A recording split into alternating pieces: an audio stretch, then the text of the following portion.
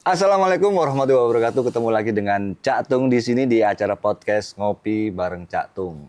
Ngobrol otomotif pas istirahat. Dan alhamdulillah sekarang saya kedatangan tamu jauh ya dari negeri Arab kayaknya. Padang. Bercanda. Oh, mana? Padang. Oh, Padang. Padang Pasir. Padang Pasir. Iya. Dia adalah Rifat Sungkar. Yes. Oke. Rifat Sungkar ini banyak jabatannya di IMI, menjabat di brand ambassador, Pirelli juga. Pokoknya banyak deh. Jadi pengalaman di bidang otomotif itu tidak usah diragukan lagi. Selamat pagi, Apa kabar? Bro Rifat. Kita kenal udah lebih dari setengah umur ya. Kayaknya Lu kali yang tua. Kayaknya lebih dari itu kayaknya. Gua kenal sama ngefan. Gua ngefan terus terang ngefan sama Hilmi Sungkar. Bapaknya dia. Ini kalau tahun-tahun 70 80 nih kalau dulu ada acara TVRI itu gelanggang dari gelanggang, gua sama bapak gua mesti nonton itu. Kadang-kadang kita sampai pergi kemana gitu cuman buat nonton bapaknya dia doang nih. Tapi sekarang saya berteman dengan anaknya. Aduh. Rifat Sungkar adalah Pirelli, ada drifting, sprint rally, off-road juga. Pokoknya di dunia otomotif nggak bakalan asing dah. Ya. Dan juga sekarang menjadi brand ambassador salah satu merek pabrikan Jepang, Mitsubishi. Bener? Iya, betul. Nah, gue pengen tanya nih, seberapa besar sih pengaruh dunia otomotif ini dengan cara lu melihat dan menilai produk-produk dari Mitsubishi? Basically kan gini ya. Jadi kalau dilihat dari karir yang saya lagi jalanin ya sampai hari ini gitu. Mitsubishi sama Rifat Sungkar itu partner. Karena kenapa? Dari hari pertama saya ikut balap, mobilnya Mitsubishi. Dari mulai Sebelum lu tergabung jadi apa? Sebelum jadi brand ambassador? nggak ada hubungan sama Rifat Sungkar brand ambassador Mitsubishi itu nggak. Itu just a long way after segalanya terlewati. Jadi mobil pertama balapan tuh Mitsubishi Eterna, itu Galant VR4. Oh, Galant. Kemudian Evo 1, 2, 3, 4, 5 nggak pernah, 6, 6,5, 7 nggak pernah, 8, 8,5, 9, 10. Itu adalah karir saya bersama Mitsubishi. Setelah selesai Evo 10-nya, barulah Rifat Sungkar menjadi brand ambassador Mitsubishi Indonesia. Ya kalau dilihat attachment-nya saya bersama Mitsubishi, nah tadi sempat ngomongin Papa ya, Pak Helmi ya, ini lucu banget. Jadi Mama tuh masih simpen potongan koran. Tulisannya dari Jawa bukan? Jangan ya. Pokoknya tahun 81. Oke. Tulisannya gini, selamat Helmi Sungkar dan Beng Seswanto juara 1 Asian Rally 1981. Dari PT Mitsubishi Kramayuda 3 Belian. Itu iklan korannya. Fotonya mobil Lancer, sebelah kanan Om Beng Seswanto, sebelah kiri Papa, lagi gendong gua di podium juara. 30 tahun kemudian, ada iklan koran yang sama, tulisannya selamat Rifat Sungkar menjadi brand ambassador Mitsubishi Indonesia. Which is itu continuity-nya kan jelas tuh, ya kan? Jadi emang loyalty brand, kenapa saya percaya sama brand ini? Karena ya brand ini yang membawa saya sampai hari ini. Jadi bukan hanya Rifat Sungkar dikenal dengan saat ini memakai merek-merek dari Mitsubishi. Orang tua pun juga dari dulu memang menggunakan, apa sih alasannya kok milih Mitsubishi? Kalau zamannya saya pertama kali bisa bawa mobil ya, Mitsubishi itu selalu lebih kencang daripada mobil lain. Mitsubishi selalu lebih sporty daripada mobil lain. Luar biasa. Cuman kan waktu berubah ya, mungkin konsep juga berubah. Mitsubishi sempat fokus kepada sedan, kemudian fokus menjadi eco car, kemudian fokus sama double cabinnya, kemudian sekarang family car-nya. Jadi emang evolusi terhadap kendaraan Mitsubishi itu selalu ada di setiap fase. Mungkin per dekade kali ya, berubah-berubahnya. Nah saya ngelihatnya gini loh, kalau mobil itu kan banyak orang menganggap sebagai alat transportasi, memindahkan titik A ke titik B, oke, that's it gitu. Cuma Mitsubishi bersama saya itu saya memikirnya adalah bukan cuman memindahkan dari satu titik ke titik yang lain, tetapi berjalan dengan waktu dia memberikan rasa secure. Kenapa? Bayangin ya, mobil yang saya pakai balap itu kan nggak bisa mobil yang cuman kencang aja. Tapi what happen if there is an accident? Saya, alhamdulillah masih ada di sini. Tapi kalau ditanya berapa mobil yang udah hancur berantakan, 7. 7. Oh, tapi itu kan di ajang rally kan? Iya, betul. Tapi kalau mobilnya nggak trusted, memang ada upgrade ya dari keselamatannya FIA dan basic mobil, ya betul gitu. Cuman kalau nggak update sama keep up sama teknologi, keselamatan, ya mungkin saya punya cerita yang agak beda. Nggak podcast di sini ya? Enggak ya? Enggak. Enggak. jadi sudah 7 mobil yang Iya. dipakai Rifat Sungkar itu mengalami accident. Tapi alhamdulillah dengan teknologi yang dikembangkan Mitsubishi, beliau masih ada di sini. Oke, sekarang Mitsubishi kan yang lebih dikenal Mitsubishi adalah Pajero Sport. Iya. Dan Pajero Sport itu mobil beraura off-road lah. Sebuah SUV tangguh dengan DNA rally dan sekarang masih banyak digandrungi nggak hanya kaum bapak-bapak atau keluarga yang senang berpetualang. Kalau bisa diceritakan nih, menurut Rifat, apa sih keunggulan Pajero Sport ini dibanding SUV yang lain? Kan lu pernah pakai juga untuk sprint rally juga kan? Saya cerita awalnya dulu ya. Jangan lama-lama. Enggak lama-lama. Okay. Enggak selama mobilnya juga sih. Pajero Sport pertama kali keluar itu di tahun 2009-2010. Ingat ya, Pajero Sport bukan Pajero. Karena Pajero Sport adalah varian lain dari Pajero. Lebih gede kalau Pajero itu. Betul, Pajero itu lebih gede, monokok, sasis dan segala macam. Okay. Kalau Pajero ini pakai sasis. Pakai sasis. Pajero Sport pertama kali dilahirkan itu adalah turunan dari Triton. Mitsubishi Triton. Mitsubishi Triton itu punya reputasi kuatnya setengah mati, mobil kayak tank ya, yang dipakai di tambang. Ternyata customer tambang itu bilang, kan kita nggak bisa Pak naik pickup setiap hari, bisa nggak bikin versi yang lebih luxurious. Akhirnya terbentuklah dari sasis yang sama, dibikinlah kabin. Keluarlah Pajero Sport pada saat itu. Satu mesin aja 136 horsepower. Dan itu namanya Pajero Sport Exit, ya. Mobil ini kenapa reputasinya tiba-tiba naik? Karena reliability-nya sangat amat tinggi. Karena basicnya itu karena kuat, mobilnya kuat aja ya? gitu. Bisa diandalkan, modelnya keren, mobilnya kuat gitu. Terus di hari itu, di tahun 2010 atau 11 gitu, kita berencana untuk mengeluarkan yang lebih powerful version, yaitu Pajero Sport, Pajero Sport yang memang versinya tinggi nih, Dakar namanya. Pajero Sport Dakar. Buat keluarga yang sedang berpetualang. Iya, soalnya Dakar itu kan dari reputasi Paris Dakar. Nama Dakar tuh ada, jadi inspirasional ya, mobilnya lebih canggih, kencang gitu. Oke, karena ini dikhususkan untuk pencinta kecepatan, jadi kita akan keluarin 20% aja segmennya. Karena kan ya mobil yang tenaganya gede, badannya gede, siapa yang mau sih gitu loh. Apa sih? Cuma buat adrenalin junkies aja datang. Keluar Pajero Sport Dakar 4x4. Dakar 4x2 dan 4x4 set gitu. Kebalik jualannya. Yang laku 80% malah Dakar. Malah Dakar ya? Iya. Oke, jadi 80% dari penjualan kendaraan Mitsubishi Pajero itu menjadi Dakar. Nah, disitulah Mitsubishi betul-betul nunjukin bahwa pencinta kita nih adalah orang-orang yang suka high performance car. Betul. Tapi daily use.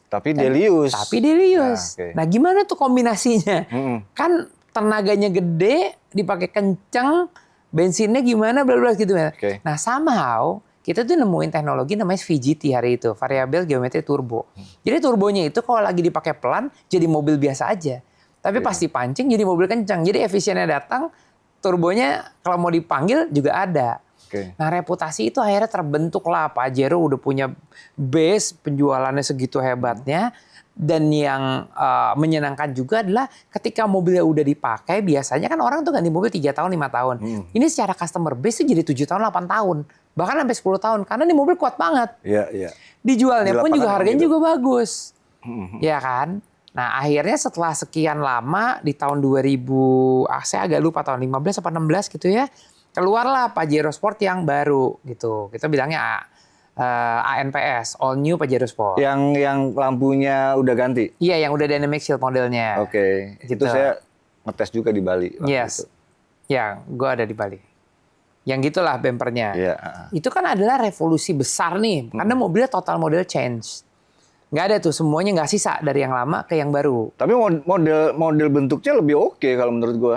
Ya, betul. Tapi orang yang lama appreciate, orang yang baru juga appreciate. Kan kontradiksi dengan lampu belakang yang panjang itu, yang orang bilang dari jambangnya orang sumo gitu. Dari kayak air mata menangis gitu. Menangis gitu. Wah, pokoknya di hari itu segala macam lah dengan cerita-cerita itu. Nggak ngaruh, jualan tetap bagus. Tetap bagus ya. Iya, itu kan subjektif ya. Gitu. Tapi secara fungsi, secara reputasi mobil itu ada. Kalau si All New Pajero Sport ini, itu pun juga sama. Lebih meledak lagi daripada yang sebelumnya. Tapi di era itu lu udah jadi brand ambassador? Di saat itu saya tuh mulai jadi brand ambassador, seingat saya tuh 2014. Berarti 2013, lu udah ngasih masukan dong? Udah, di saat itu udah cukup berkontribusi lah terhadap masukan untuk bikin barang all new car. Oke. Dari sudut pandang sebagai seorang off-roader nih, gimana sih seorang Rifat Soekar menilai handlingnya Pajero Sport ini di berbagai medan? Waktu Pajero Sport yang pertama, saya kan ikut speed off-road ya. Ini cerita benar loh, ini cerita benar. Waktu saya mau ikut speed off-road, saya meyakinkan manajemen Mitsubishi. Saya ngerti produk, saya bilang gitu. Dan saya ngerasa mobil ini cukup kompetitif kalau dipakai untuk balap. Challenge-nya adalah kita satu-satunya mobil diesel di antara 200 peserta speed off-road. 200 nih pesertanya, serius. Ya mobil-mobil kan tahu ya maksudnya jeep-jeep ya gitulah. Mesinnya 6 silinder, 4000 cc, ada yang 8000 cc, 7000. Pajero Sport diesel. 2500 cc. Ya. Kan kita tahu Pak, tarikan mesin diesel kan agak ini ya. Iya, makanya underrated lah kita di hari itu. Datanglah saya speed off-road pakai itu Pajero. Semua orang ngeliatin mobil saya. Dibilang gue gila.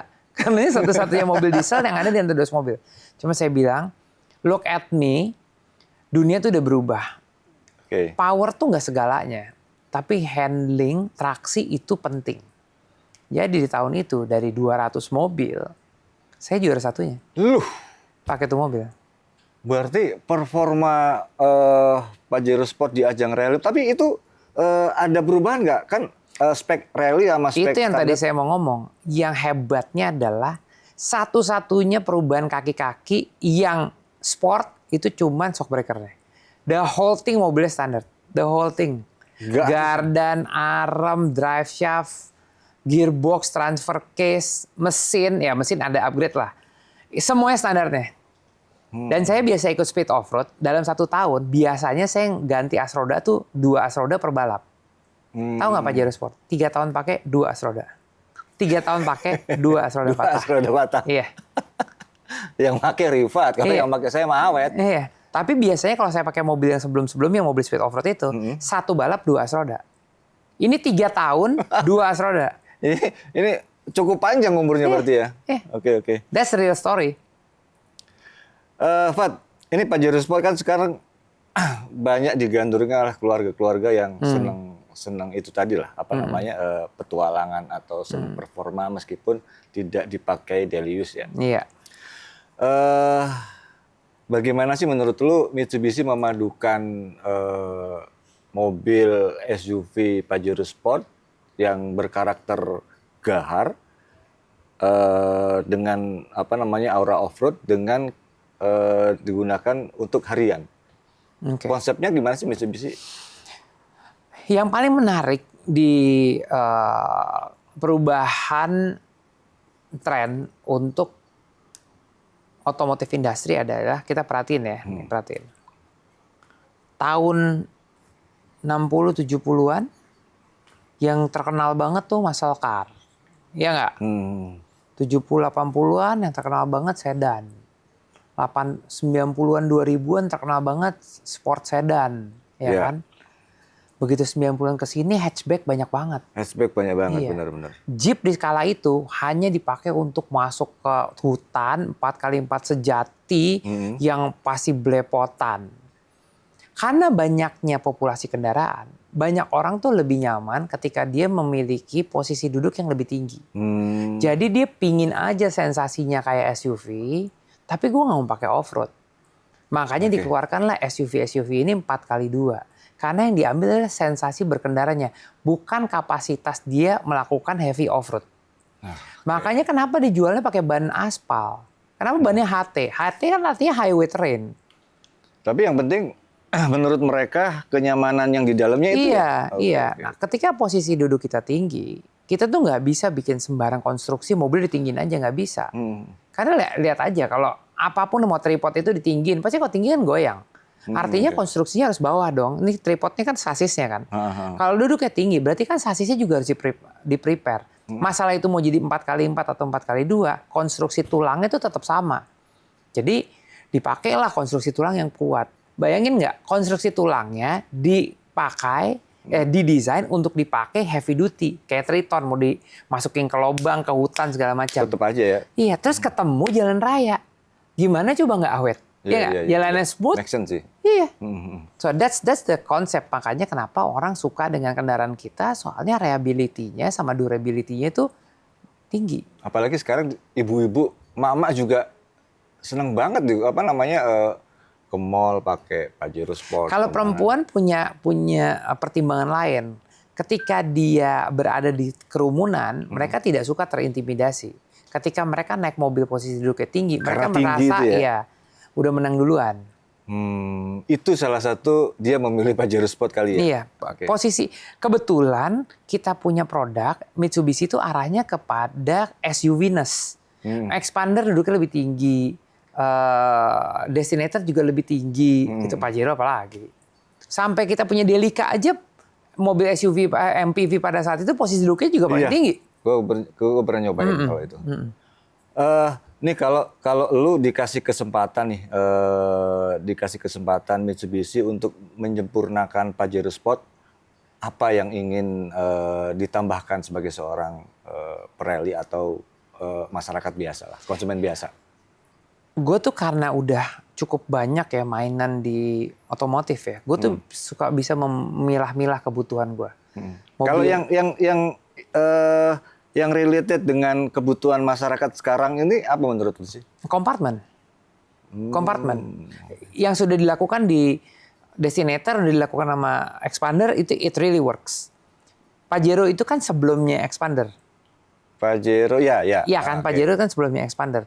Tapi ingat, produksi siklus kita tuh nggak cepat. Brand-brand lain 1 tahun ganti gitu. Enggak. L300 kita dari tahun 1980 sampai hari ini masih gitu-gitu aja. Tapi masih diterima kan? Karena kita lebih berpikir fungsinya itu penting. Nah kalau ditanya Pajero Sport saat ini menurut saya itu udah pengembangan sempurna sekali. Kalau mau ditambahin pun paling kompartemen gitu. Karena udah kebawa sama saudaranya. Destinator sama Expander Cross kan banyak tempat simpen tuh. Tapi itu kan upgrade kecil. Dari performance nggak ada problem, bentuk nggak ada problem, upgrade kemarin juga yang terakhir ini udah pakai digital dashboard, interior warnanya merah marun gitu-gitu. That's what they need di mobil SUV. Tapi Fat, kan sekarang banyak mobil-mobil yang menambahkan fitur yang canggih-canggih lah. Untuk embel-embelnya fitur-fitur keselamatan juga menurut mereka. Tapi kalau menurut kacamata lu, perlu nggak sih Pajero Sport itu ditambahkan fitur-fitur yang sekarang lagi ngetren, misalnya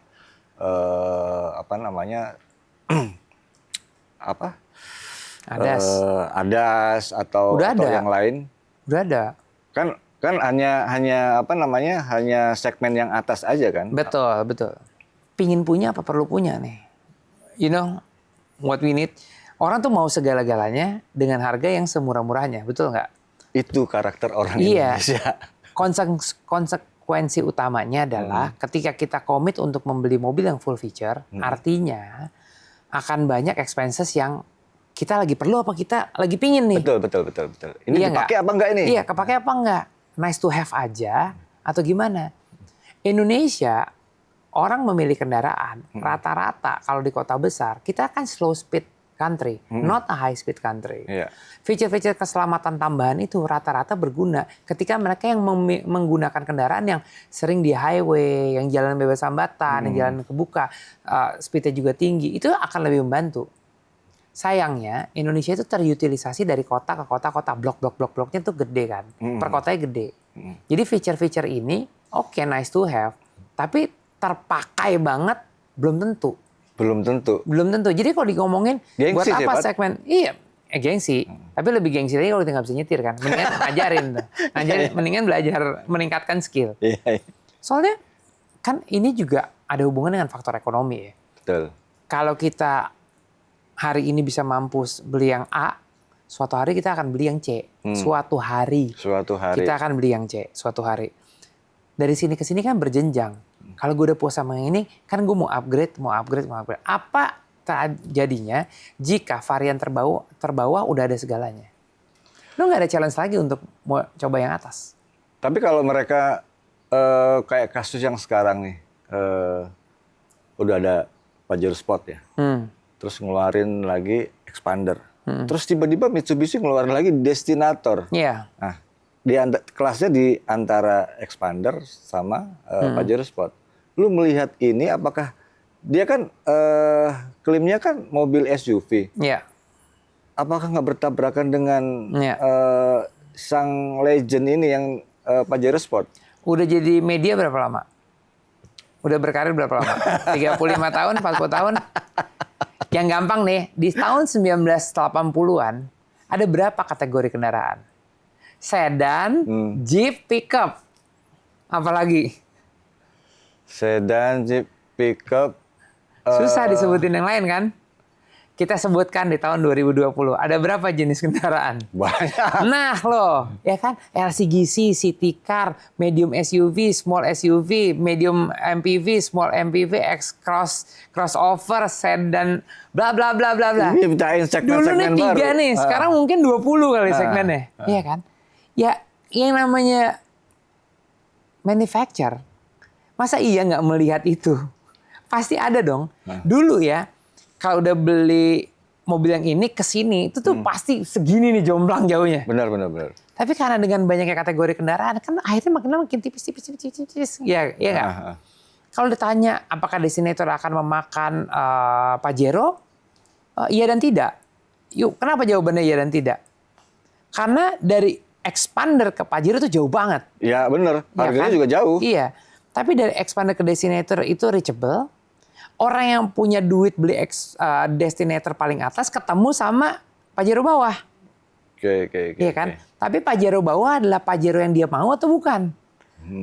Iya kan? Orang kalau mau beli Pajero rata-rata arahnya ke Ultimate, bukan ke Exit. Iya. Exit ini rata-rata yang pakai itu adalah perusahaan-perusahaan. Ya kan? Jadi kalau ngomongin secara bersinggungan ada, itu udah biasa ini hari. Cuman sensasi mobilnya beda. Tapi banyak yang bilang kalau sebelum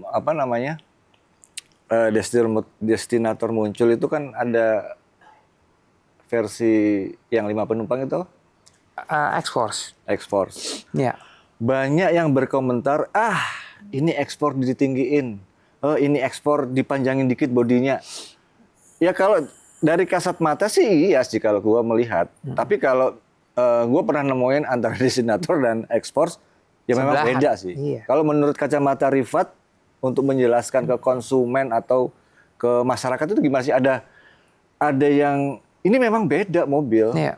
Itu adalah fakta yang cukup bagus waktu kita test drive kan. Kita akan selalu berpikir kalau Destinator adalah X-Force dipanjangin. Benar secara asumsi, itu gue setuju. Asumsi ya, bukan fakta ya. Begitu mobil sebelah-sebelahin, beda. Dua mobil yang sangat beda.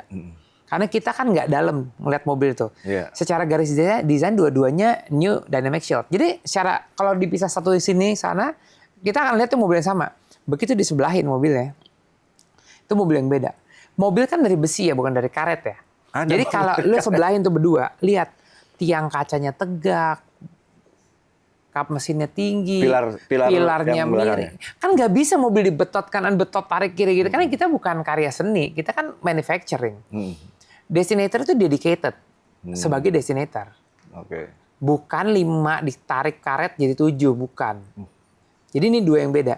Kenapa harus ada X-Force? Karena itu juga ada segmennya, 5 penumpang, 5 seater. Lu anak muda suruh bawa Expander 7 penumpang, kepanjangan buat dia.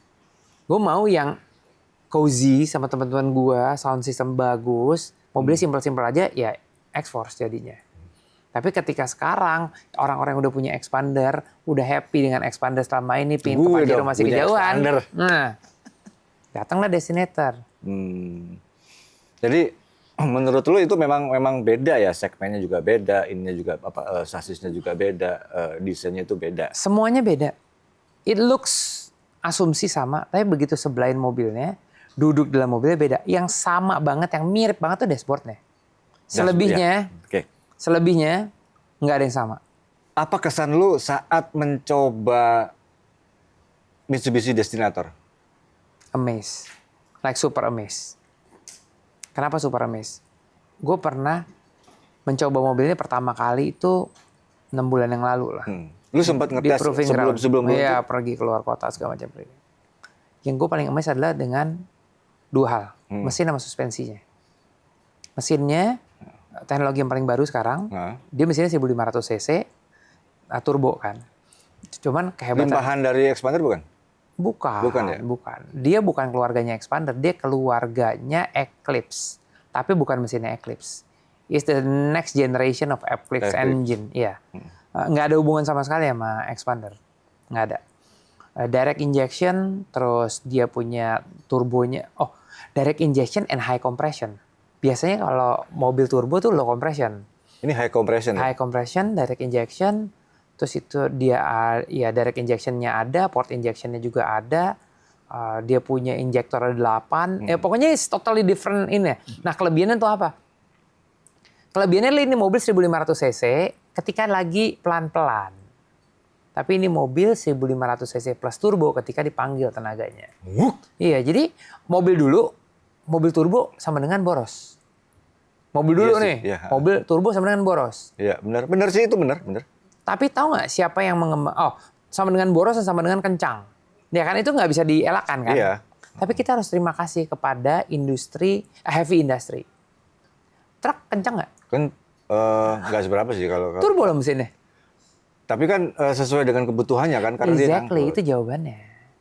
Jadi terima kasih kepada heavy industry yang mendevelop turbo bukan untuk kencang. Tapi bisa disesuaikan dengan kebutuhannya. Truk pakai turbo untuk naikin torsi. Iya. Bukan naikin horsepower. Dulu nggak bisa. Turbo itu buat tenaga, kencang, ngebut gitu.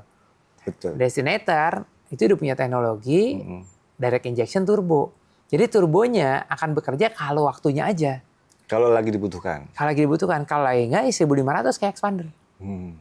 Bagaimana seorang Rifat melihat karakter performa handling Mitsubishi Destinator dari sudut sebagai seorang pembalap?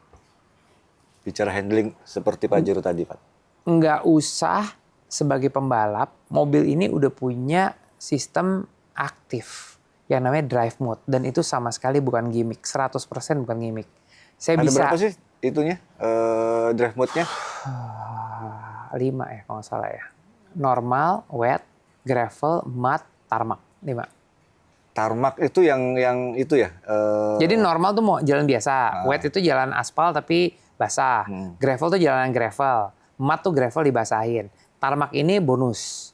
Jadi orang yang mau mobil lebih agresif. Wow. Jadi kalau digas jambakannya mantap dong. Berarti gila ya. Mobil udah dilengkapi. Berarti mereka sudah gak usah susah-susah. Ini tinggal aktifin fiturnya. Iya, dan diaktifinnya kapan aja. Nggak perlu berhenti gitu kayak mobil 4x4 masukin 4 lo gitu. Nggak lagi jalan klik aja langsung. Langsung kerja. Ini safety feature yang sangat bagus sih. Penting gak sih menurut lo?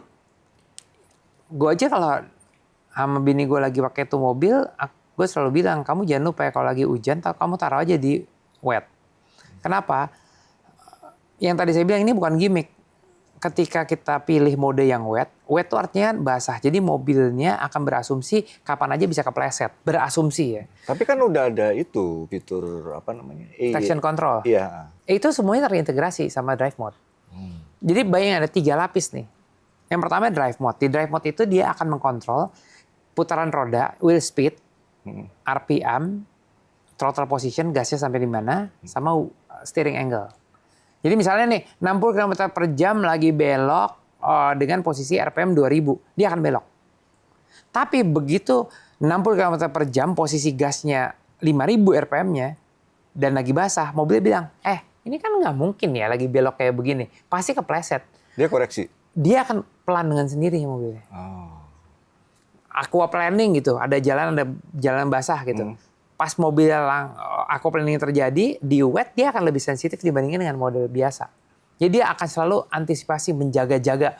Oke, kapan aja kita bisa kepleset nih, ibaratnya kayak gitu. Tindakan preventif berikutnya adalah traction controlnya diaktifin oleh si drive mode. Tapi ketika kita masuk ke tikungan, ketika drive mode-nya sudah memerintahkan traction control, pas dibelokkan EYC-nya jalan. Bayangin ada 3 lapis driving aids yang aktif di Destinator. Berarti fitur-fitur semacam ini perlu dong istilahnya, apalagi kan Destinator juga, emak-emak juga banyak juga penjualan, waktu diluncurin kan banyak pembeli wanita.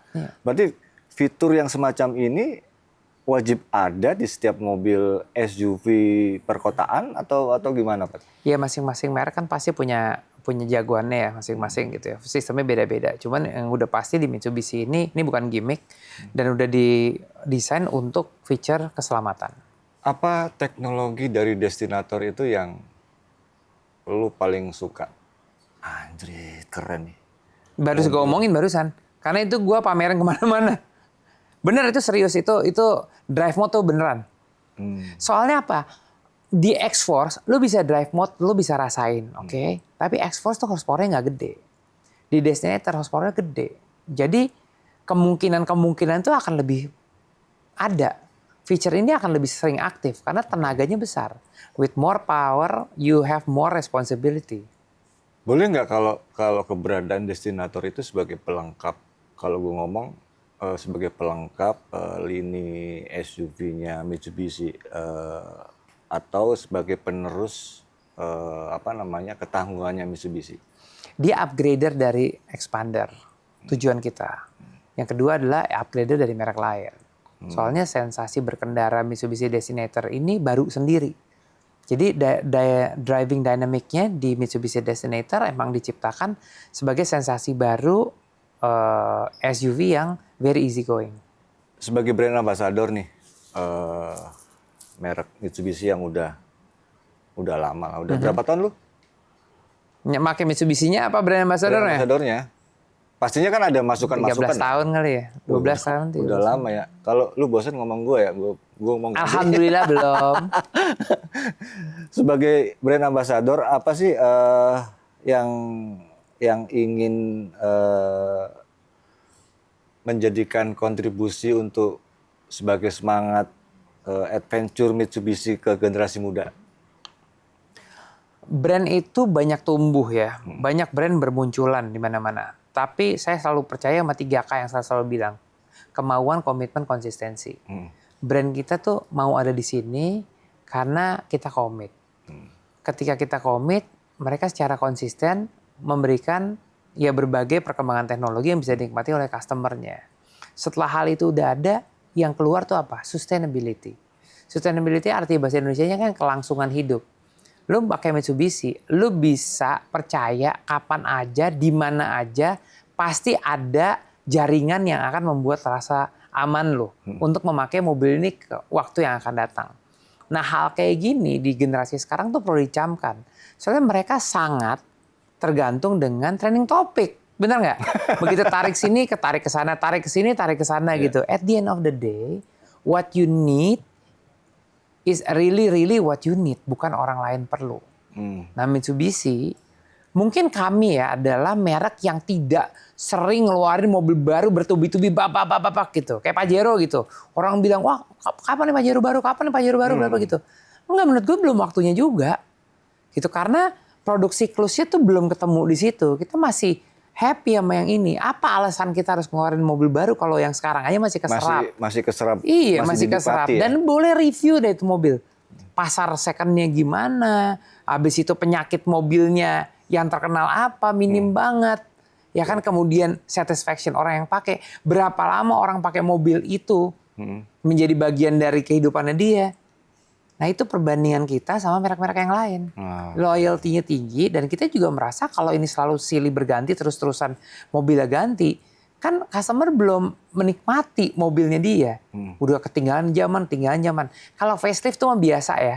Kan ada minor change ya, kosmetik itu biasa lah. Tapi big change tuh belum sih. Terakhir nih pertanyaan. Tips dari Rifat Sungkar terkait kaum hawa yang sekarang pengen pengen punya mobil untuk daily use, tapi juga dia pengen untuk luar kota juga mumpuni lah. Apa tips dari Rifat Sungkar? Tips untuk cewek khususnya adalah ketika membeli kendaraan, pastikan kita merasa aman pakai mobil itu dalam 2 hal. Pertama adalah waktu beli mobil jangan lihat tampangnya, tapi lihat struktur dan feature keselamatannya. Pertama adalah jangan lihat tampangnya aja, tapi lihat secara konstruksi itu seperti apa. Itu boleh ditanyakan. Yang kedua adalah dipakai kapan aja dan di mana aja, pastiin if something happen, you're in a good hand. Oke. Ya, salah satu feature yang masuk tuh itu di Destinator ada SOS. Kalau lu perlu bantuan kapan aja di mana aja, bisa pencet SOS itu langsung contact center. So you'll be fine anywhere, anytime. Nggak perlu konsumen disuruh nge-save nomor telepon customer service ya? Enggak. Ada Mitsubishi Connect, pencet aja. Tut. Thank you, Fat. Kita telah ngobrol-ngobrol banyak. Sama-sama, no problem, anytime. Ngebuang waktu yang nggak sia-sia ini. Oh, ini investment bukan ngebuang kok. Tenang aja. Oke, pemirsa. Tadi kita ngobrol-ngobrol banyak tentang otomotif, terutama dengan produk-produk dari Mitsubishi. Kebetulan si Rifat ini adalah brand ambassador Mitsubishi. Tapi bukan hanya berbicara Mitsubishi, tapi fitur-fitur yang lain yang harus kita tahu itu dia tadi udah ngomong. Tadi intinya kalau membeli mobil jangan lihat tampangnya aja. Tapi lihat apa tadi, Pak? Lihat rasa amannya. Rasa amannya. Jadi jangan sampai kamu salah pilih sebelum kamu meminang mobil itu. Oke, terima kasih. Terus ikuti podcast Ngopi Bareng Cak Tung di Jawa Pos Media. Terima kasih. Bye-bye.